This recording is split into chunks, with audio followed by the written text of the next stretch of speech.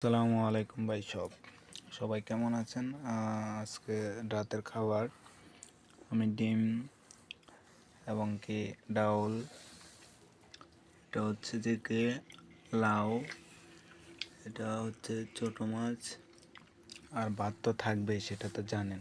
আর এটা হচ্ছে যে কি হাম, গিন্নি। আপনারা কিন্তু দেখেন, মানে আঙ্গুলের নখগুলো দেখেন, কিন্তু আমি কিছু বলবো না, আপনারা বলেন কমেন্টে। আর রান্না করছেন, উনি রান্না করছেন, তবে খাবার হয়েছে মোটামুটি ভাই, ভালো হয়েছে, এত মত লাগে না ভাই। আবার যদি হুন তো আরে কিন্তু একেবারে মারিয়ে লাগবো, বুঝেন তো রাতে।